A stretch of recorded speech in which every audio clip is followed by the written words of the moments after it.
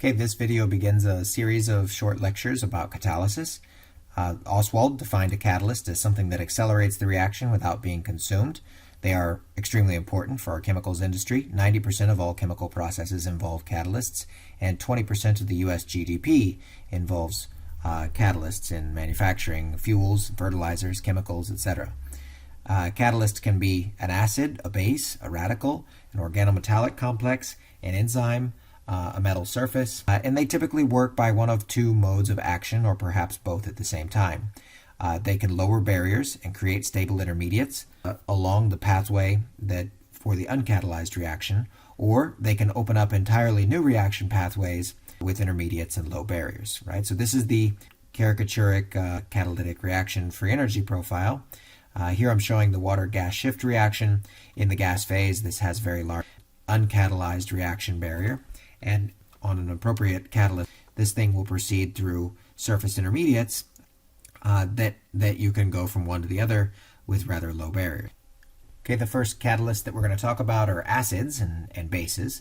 And let's go ahead and start by doing a very simple derivation of an acid-catalyzed rate law.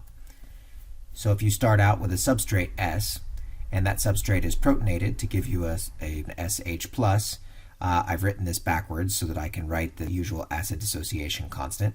Then we're going to have a second step where the protonated version of our substrate reacts with rate constant K to give us a product and the proton back. We're going to assume that this is a rate determining step, and therefore that we have a quasi-equilibrated step here ahead of it. Now the rate law for the overall process is going to be the constant K multiplied by the concentration of the protonated substrate.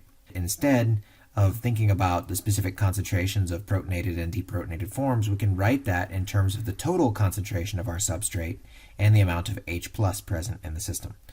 Deprotonated and the fraction that is protonated, the acid dissociation constant tells me that I should have a equilibrium relation between those two things, so I can now go in and I can solve for the concentration of my protonated version of my substrate. That allows me to eliminate the separate dependence of S and SH+, so I can write down, for example, the concentration of the SH+, and so you can recognize that this here just represents the fraction that is protonated.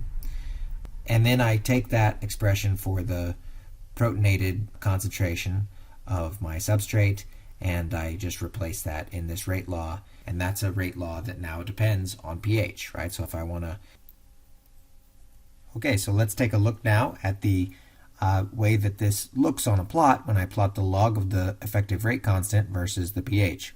This is the rate law that we just derived, and find that as the pH increases, I go from being independent of pH right around where H+, the concentration of H+, is comparable to the Ka.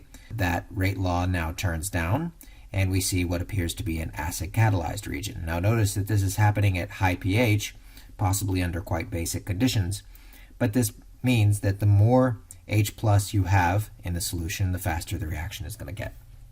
We can do an analogous derivation for a base-catalyzed mechanism, starting out with this particular set of elementary steps. So we have a quasi-equilibrated deprotonation again, and now this time the deprotonated substrate is going to react to form your product. And if you walk through the exact same kind of derivation as we just did, then you will find that this is the rate law that comes out. And again, now this fraction here represents the fraction of the total substrate that is in the deprotonated state as a function of the H+ concentration. And now when you again convert this rate law into something that explicitly depends on pH, plot the log of the effective rate constant, that is this quantity sitting out here, versus pH, you find that at low pH, you're getting more and more of your deprotonated reactant, and then eventually you cross through the point where the H+ concentration is about the same as the Ka. Beyond that point in pH, all of your substrate is deprotonated, and it doesn't make any difference anymore to keep increasing the pH. Okay, so I'm not going to go through and explain all of these, but Loudon gave these rules that are very useful. They allow you to look at the R versus pH profile and parse its features into upward and downward bends, and to characterize the types of downward bends that you're looking at, And basically you can tell from these bends in the R versus pH profile when you have a change in mechanism, when you have a change in protonation state along a pathway, and when you have a change in the location of the rate determining step along a pathway. And these are really, really useful because they allow you to go through and really infer the nature of the intermediates that you might have involved. This is just an example using these kinds of Loudon's rules analysis to understand the mechanism of asparagine deamidation. This is actually work from my postdoc with Bernhard Traut back in 2006. We've laid out various intermediates along this complex pathway going from asparagine through a succinimide intermediate to aspartate and isoaspartate. These things are arranged, the deprotonated versions over here at high pH and the protonated versions at low pH. And what you see here is experimental data with a rate law that's been derived, and then you can go back and you can infer what are the parameters in that rate law from the best fit line. This was where a microkinetic modeling analysis would have stopped, but now we have the ability to do much more than that. We can go in and we can use ab initio calculations to find the transition states corresponding to the bottleneck for each predicted rate determining step, and that allows you to make further predictions about the effects of things. For example, this particular step involves a proton shuttle, and this one does not. This one is the rate determining step at mildly acidic pHs, and this is the rate determining step at biological pHs. The whole project that I was working on with Bernhardt was motivated rules that allowed you to anticipate the effect of the sequence at biological pH. Efforts to try and stabilize antibodies, higher acidity formulations didn't seem to work based on those established rules. And you can see from the difference in the nature of these two transition states that you shouldn't expect that they would work.